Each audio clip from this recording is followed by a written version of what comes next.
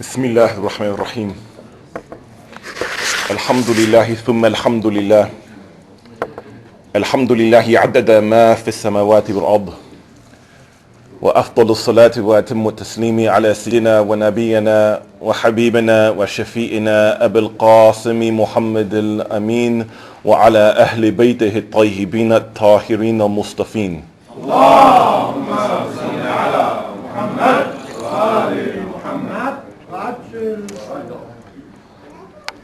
وأصحابه المباركين وتابعين لهم بخير وإحسان إلى يوم الدين وأما بعد ثم يقول الله سبحانه وتعالى في كتابه الكريم بعد أعوذ بالله من الشيطان الرجيم بسم الله الرحمن الرحيم إنما المؤمنون إخوة فأصلحوا بين أخويكم واتقوا الله لعلكم ترحمون صدق الله العلي العظيم.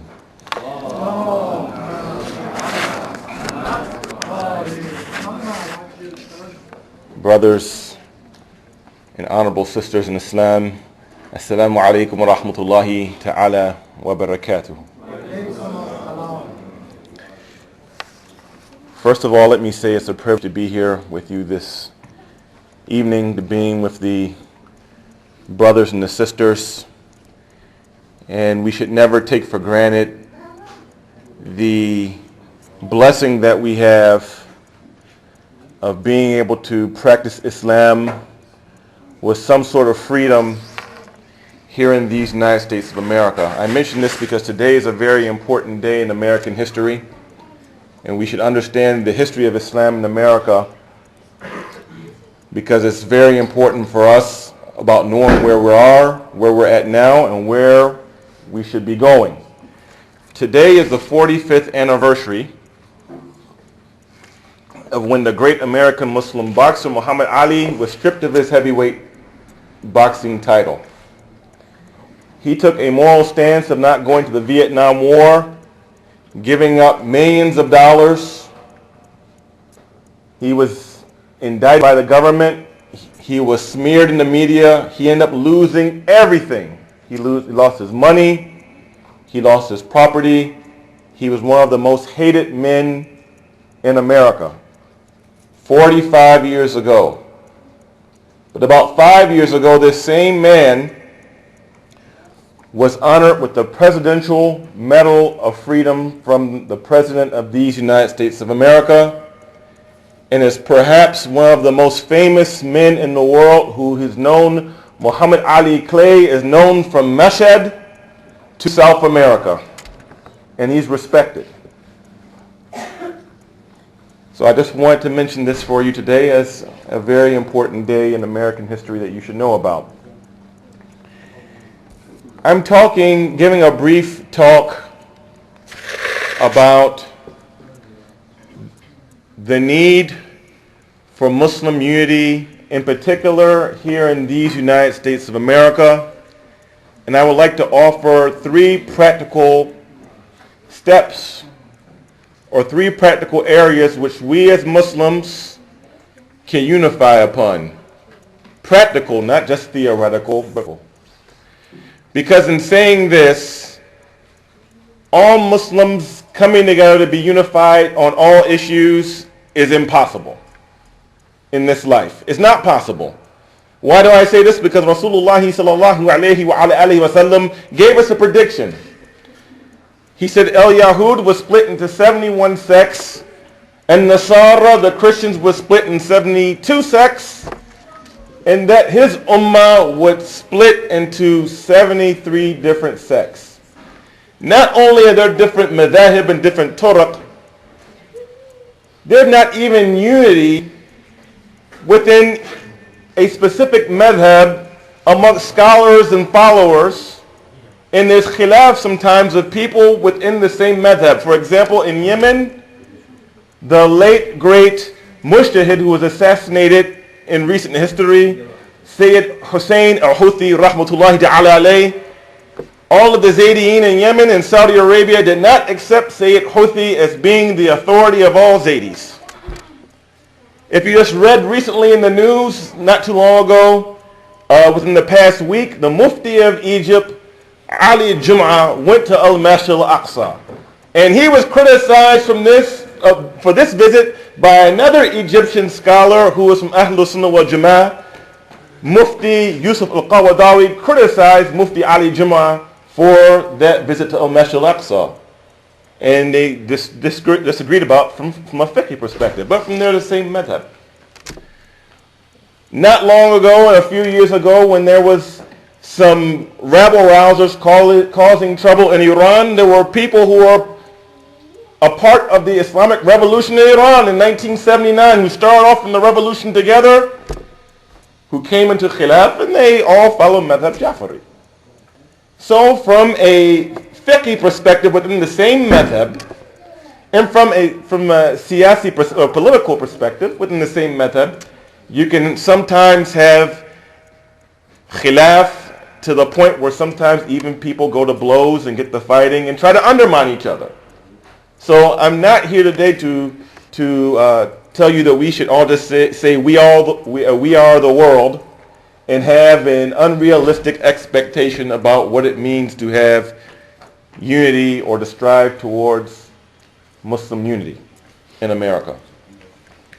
I read the ayah of the Quran in the beginning, إِنَّمَا الْمُؤْمِنُونَ إِخْوَةٌ فَأَصْلِحُوا بَيْنَ أَخَوَيْكُمْ وَاتَّقُوا اللَّهَ لَعَلَّكُمْ تُرْحَمُونَ. The believers are but one brotherhood, so make reconciliation. Make peace between your brothers and have taqwa for Allah in order that you may receive mercy. We see the practical application of this ayah in the life of Amir al-Mu'mineen Ali ibn Abi Talib salawatullahi alayhi.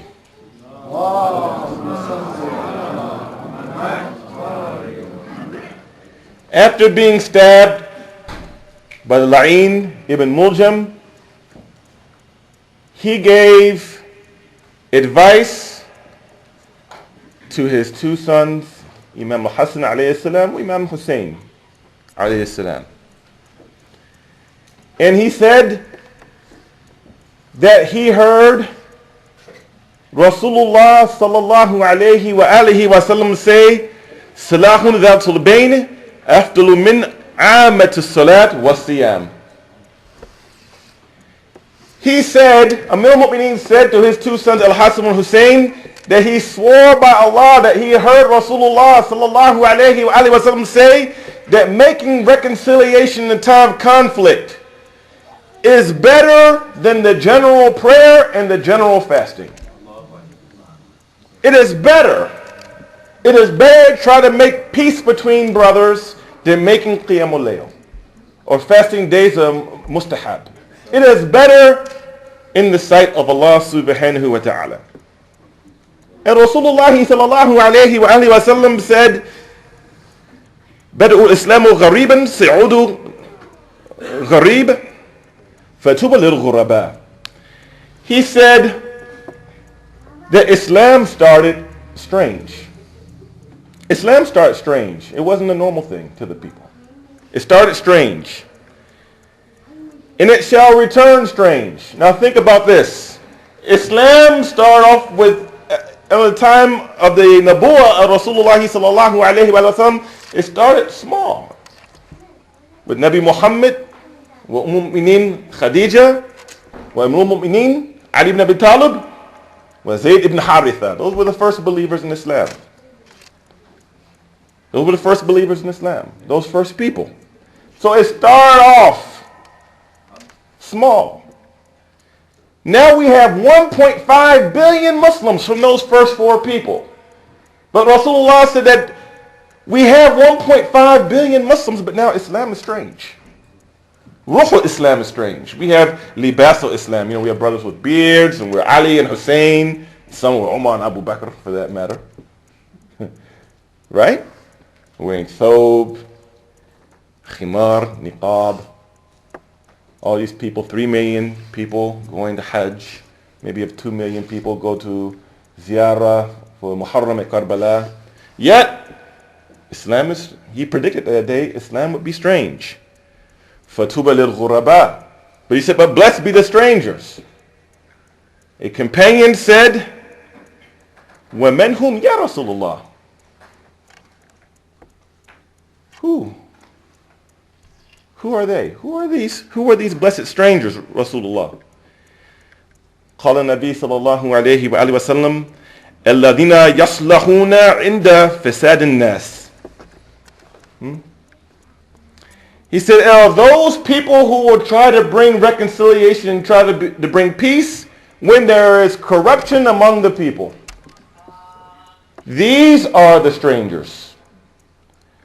So what I'm saying is that all of the Muslims in America aren't going to see the need for us to come together on some sort of common platform and to bring reconciliation amongst believers in Islam.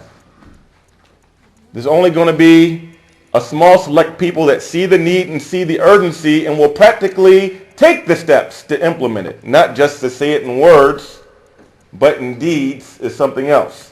And that's a whole nother topic right there. Rasulullah sallallahu alayhi wa sallam said, Al-Iman qawlun wa amal. Iman just isn't in saying in just a word, it's also in the deed. It's reflected in the speech. The Murji'ah, one of the deviant sects that came into Islam after the first 3 generations, these people used to say, Al-Iman qawlun bila amal. It's just Iman is just a proclamation that has nothing to do with actions.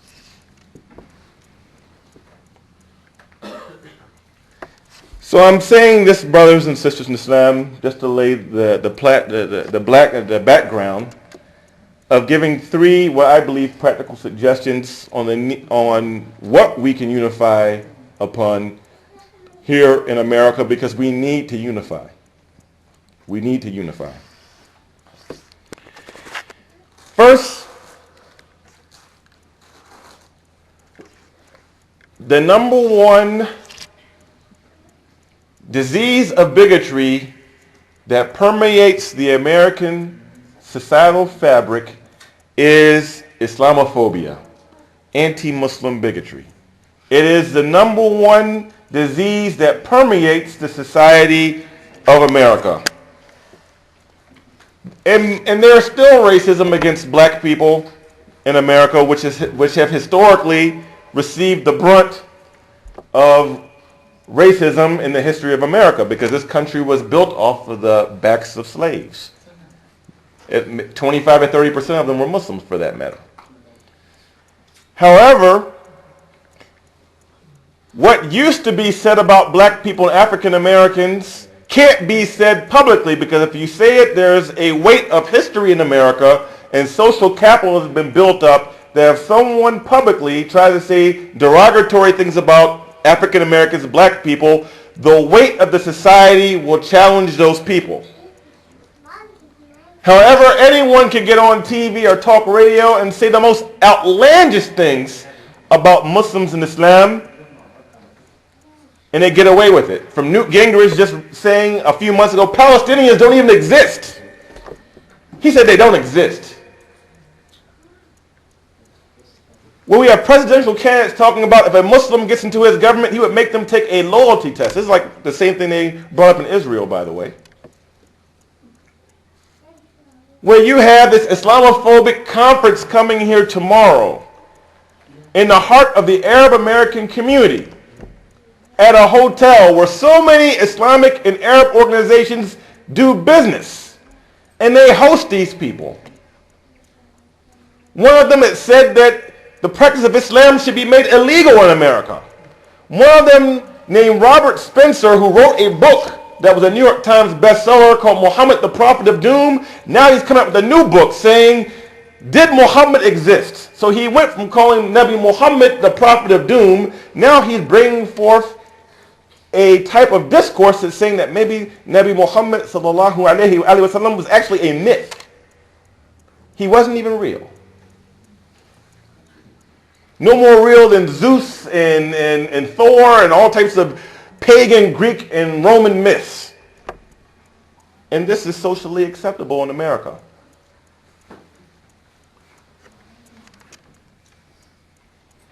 And I know you all are pretty familiar with what I do. I think most of you are with working with CARE. And we deal with anti-Muslim bigotry and Islamophobia all across the country.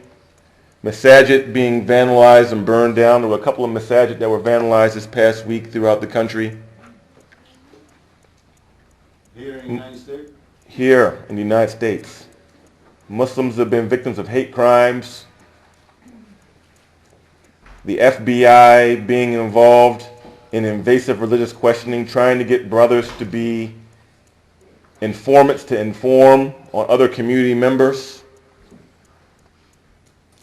In all of the cases that I've ran across working with CARE in almost 7 years, I've never heard where a Muslim was bullied in school. They bullied the Muslim in school because he was Madhab Jafari, but if he was Zaydi, he would have left him alone. Because of what? Zaydi. This is one of the madhab. Or if a sister gets harassed for having hijab or coming across the border, sister, or you're Hanafi? Okay, we're going to hold you. If you're Ismaili, we let you go. It doesn't work that way. Excuse me, brother. It doesn't work that way. The enemies of Islam, the people who are adverse to Islam, the Quran, Nabi Muhammad, Ahlul Bayt, these same people see a Zaydi the same way as a Jafari, a Ismaili the same as a Hanafi, a Shafi'i the same way as an Ibadi. They don't make any distinctions. We're the ones who get more caught up on these distinctions than the Islamophobes, the bigots, and the racists. So my suggestion is that when we see these types of threats that are coming up constantly, that there should be a group of us that comes together here in our localities and try to bring forth a uniform message through social media or in the broader society in the ways we can in our organizations and masajid to help counter the rhetoric of Islamophobia, because Islamophobia is dangerous. Islamophobia has consequences. It's not something to be taken lightly. It has consequences. From day-to-day Islamophobia that we may run across from individuals to Islamophobia that shapes policies that affect you and me, from local governments, state governments, to the federal governments. So this is one area that we should be able to unify upon, I think. The second issue is the social issues that we face as Muslims. And one in particular that we need to address as a growing issue in our community is the growing amount of level of substance abuse amongst Muslim youth in high school and college. I wouldn't be surprised if one out of every 5 or 6 kids at Fortson High School was either on Vicodin or Adderall. Do you even know what those drugs? You should know. Yeah, we know. You know? Okay. Our kids are popping pills. ISPU, the Institute of Social Policy and Understanding, said that of college-age Muslim kids that are involved in drinking or tried alcohol is close to 50% of a poll they took. Of Muslim kids who go off to University of Michigan, Ann Arbor, Wayne State, Michigan State, Ferris State, are indulging in alcohol.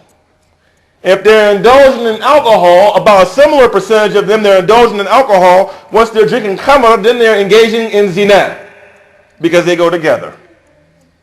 They go together. As a matter of fact, in American statistics, you'll see that 7 out of every 10 sexual assaults in America is based upon a female who is intoxicated and drinks alcohol. You are much more likely to be a victim of so-called date rape if you're a sister and you're drinking and consuming alcohol. And this is going on in Dearborn and Hamtramck. It's going on to Yemenis who are Shafi'i or Zaydis, and it's going to Lebanese and Iraqis that are Jafari. And this is an issue that needs to be discussed with our youth and to have types of local cooperation amongst our masajids and our organizations to try to have some type of forums to do drug education and prevention, and then to try to have some alternative youth activities. Waiting to talk to kids once they get to 9th grade about the dangers of using drugs is too late. They need to be talked to when they're in 4th and 5th grade. By the time they're in 8th grade, going to 9th grade, probably about 1 out of 10 of them smoke marijuana by then anyway. You've already waited too late. We've already waited too late. This is a serious issue.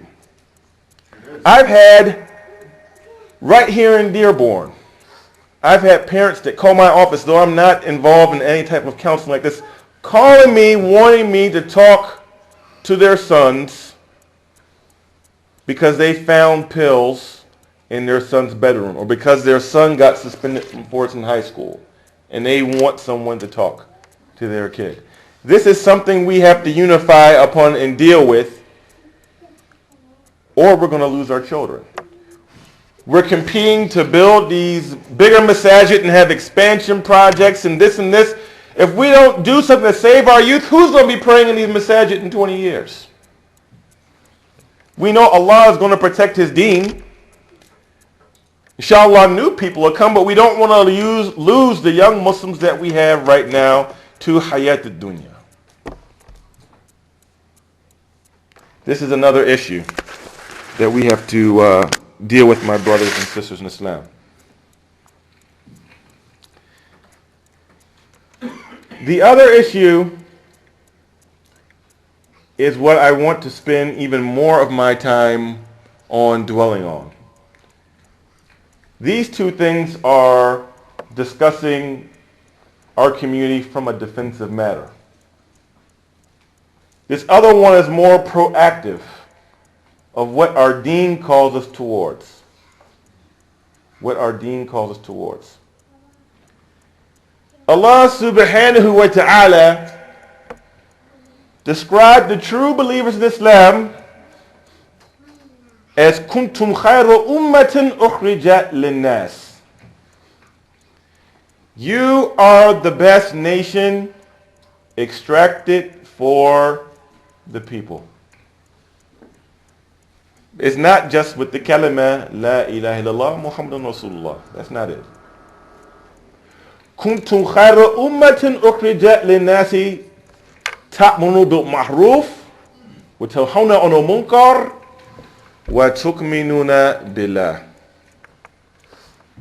You are the best nation extracted for people because you enjoin what is right in society.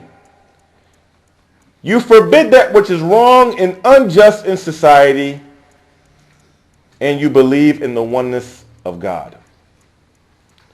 Rasulullah sallallahu alayhi wa ala alihi wa sallam said, "Khayrun nasi man yanfa'un nas." This sums this up. Who is the best of the people? The best of the people is he who benefits the people where he lives at. If you are, especially the Arabs here, know that the word mahruf comes from the word arafa, which means to know or to recognize.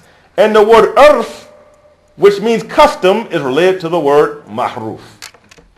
In every society that we are in, as Muslims, we are supposed to be the primary people to set the pace of enjoining ma'ruf and forbidding al-munkar.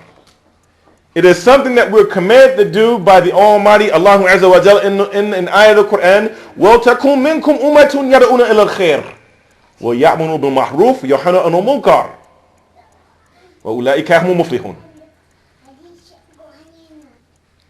Let there be amongst you a group that calls towards khair. And there's nothing more better than calling the people to La ilaha illallah Muhammadun Rasulullah. Let there be among you a group that calls towards khair and enjoys ma'ruf and forbids al-munkar, and these will be the successful people. These will be the successful people. And the success starts in this life and carries over to the next.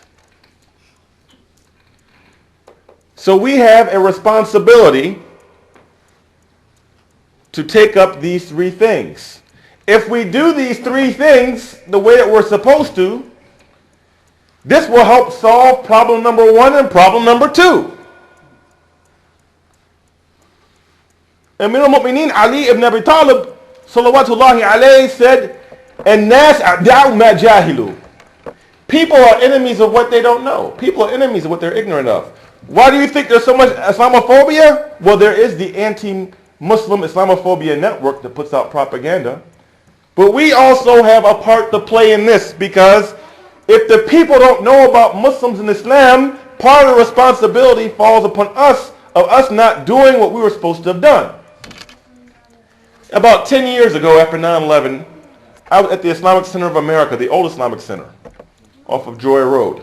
And I met with a community leader about an interfaith program. And he said, "You know, Hajj Dawud, we don't have but maybe 1 or 2 African Americans who pray here. And I don't know why we only have but 1 or 2 African Americans." And I said, "Brother," I said, "this masjid has been in a majority African American neighborhood for almost 40 years. If there's no African Americans coming here, it's because you never invited them. You never did anything for them. That's why. It's very simple. Otherwise, they would have come. They would have came. They would have come." Sayyidul Mu'adhineen, Bilal al-Habashi, radiyallahu anhu, he didn't have a one-on-one sit-down talk with Rasulullah when he accepted Islam.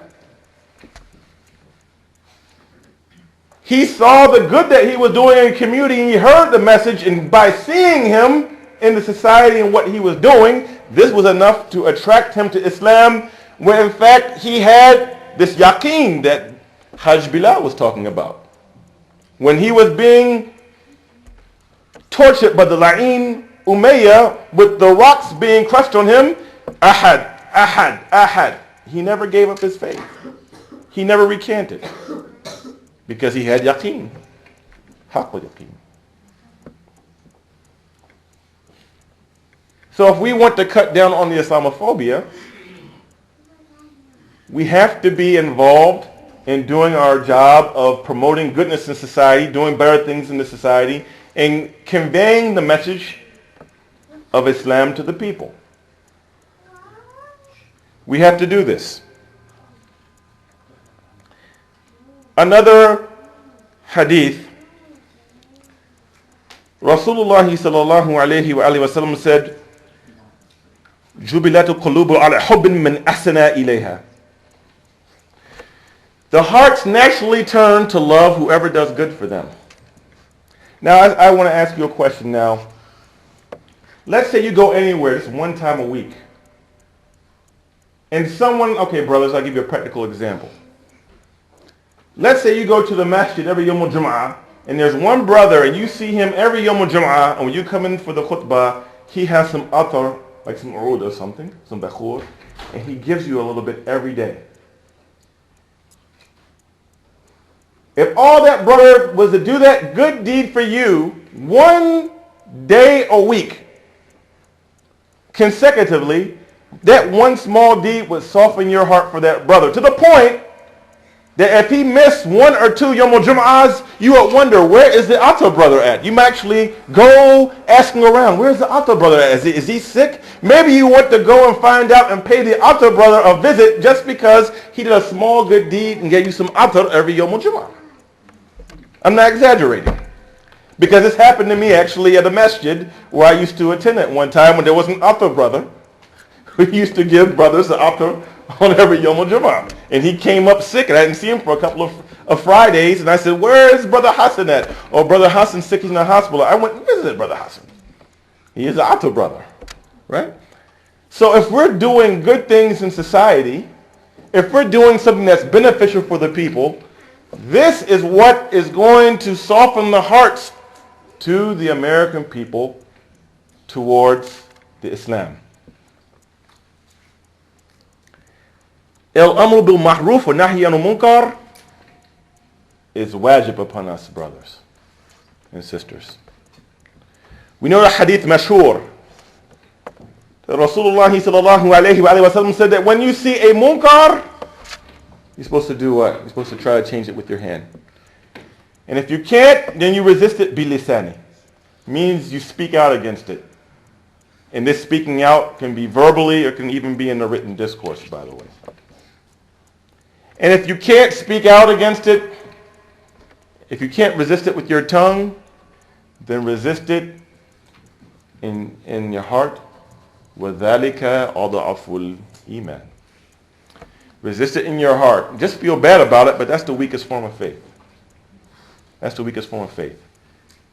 So if we're involved in promoting the good and forbidding the wrong in society, this is part of also how we help save our children from getting involved in this illicit drug activity. Because we're not going to stop prescription drugs going to be made available, or we're not going to stop marijuana and cocaine, these other drugs being in the society just based upon DEA and Border Patrol and the Coast Guard. Because America is the number one consumer of narcotics in the world. Another is a little side note. Do you know that Afghanistan now is the number one grower of opium and the number one processor of heroin in the world after we liberated them? 8 times more. Yeah, after we liberated them. Yeah. So, you know. Is there no reason to So we have to be the ones to give an alternative discourse or shift the societal paradigm in regards to the use and abuse of drugs. We have to give an alternative message, an alternative paradigm. Because there are other people in other religions, including some Jews and Christians, who are saying, well, let's forget about people going to use drugs anyway. Let's legalize drugs. They're even talking about a ballot. Let's legalize a certain amount of marijuana so people can smoke marijuana in Detroit, as if that's what people in Detroit need, is to smoke more marijuana. With the highest crime rate in America, Detroit has the highest crime rate of a major city in the country, with the highest unemployment rate, with the highest rate of abandoned houses. So yeah, let's give them some marijuana so they can smoke and forget about their problems, because they don't have jobs to give the people, and maybe they'll smoke to forget about the robbers. I mean, this is the alternative paradigm. This is the paradigm that people are being given. We have to give an alternative message that makes some sense. And I believe if we give it, bil hikmah wa ma'idatu hasana, if we give it the way we're supposed to, the people will love it. I think the people will love it. And this will help save our kids. One other thing in regards to unity and shifting our mentality so that we can do something for ourselves. And I'm backtracking a little bit, but I have to say this.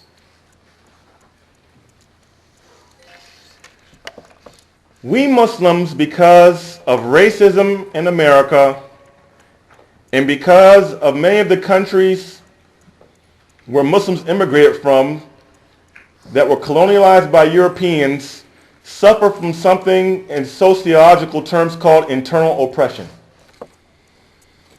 Internal oppression means that you begin to take on the inferiority complexes that the persons or people that discriminate against you painted on you or placed upon you.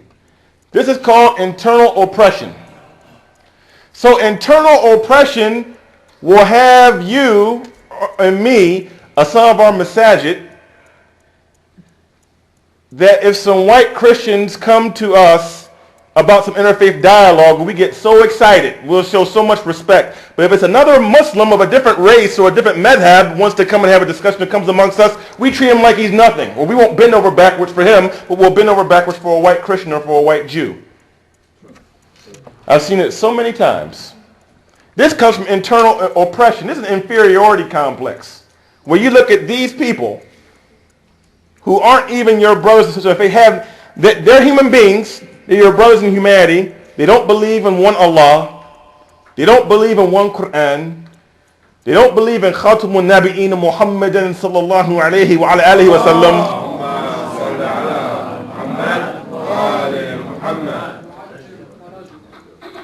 They have no respect for Fatima Zahra alayhi salam. So we bend over backwards for them, but then the other Muslims that we have something in common with, then we don't have that same sort of deference and same sort of respect for. This is a problem. Allah subhanahu wa ta'ala said in the Quran, هو الذي أرسل رسوله بالهدى ودين الحق ليظهره على الدين كله وكفى بالله شهيدا محمد رسول الله والذين معهم أشداء على الكفار رحماء بينهم.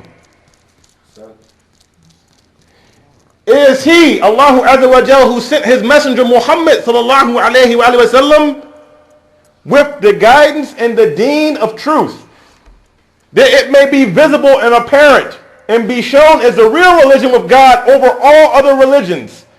And surely Allah is a witness of this reality. Muhammad is the messenger of God, and those who are with him are firm against the disbelievers, merciful amongst each other. They are firm against the disbelievers, merciful against each other. Instead of being Ashiddal ala kufar, it seems these days we are Ashiddal ala mu'minin, ala muslimin.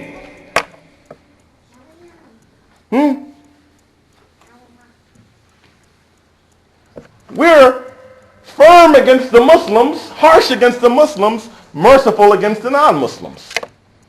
That's a problem. That's a disease of the heart. It's a disease of the heart. Rasulullah sallallahu alayhi wa alihi wa sallam said, Man la yarham, la yurham. Whoever doesn't show mercy, they're not going to receive mercy. How do we expect the mercy from our Lord who we can't see if we aren't merciful towards each other as Muslims? Again, how could we expect the mercy of Allah Azza wa Jal, who we can't see, yet we don't show mercy between each other as fellow Muslim brothers and sisters? لَعَلَّكُمْ تُرْحَمُونَ. Ittaqullah la'alakum turhamun. Have regard for this, have taqwa for Allah regarding bringing together Muslims in unity, reconciling differences, in order that you may receive mercy. I believe with all of my heart, and I know I'm speaking primarily about America, but I want to shift overseas for a moment before I close. I believe with all of my heart one of the reasons why so many Muslim countries have faced humiliation at the hands of neo-colonialists and these other imperial powers is because we Muslims have not worked towards unity as we should, and Allah Azza wa Jal, according to the Ayah, has lifted up some of the rahmah from the Ummah Islamiyah. He has lifted up, this is what he said in the Quran, لَعَلَكُمْ تُرْحَمُونَ. It's a conditional statement. If we don't do what we're supposed to do, He will lift up some of the rahmah. And then we forget who the real adversary is. Have a ship coming from Libya that gets intercepted by Lebanon going to take some weapons to Syria. And then the other people who benefit from the Muslims fighting, they're sitting back laughing. It's ridiculous. It's a test. So my dear brothers and sisters in Islam, I've spoken for 40 minutes. I think that's long enough. It's about time to pray. I just would like to mention to all of you and to invite all of you tomorrow from 1 to 3:30 p.m. at the Doubletree Hotel. There is a town hall called Rejecting Islamophobia. It's a counter program to that Pamela Geller Robert Spencer program that's going on at the Hyatt Regency tomorrow. There's an Islamophobia conference in Hyatt Regency against the Muslims at 5, but beforehand we're having a town hall about trying to bring forth unity amongst the Muslims and the Arabs to face Islamophobia. It's primarily sponsored by AAI, the Arab American Institute.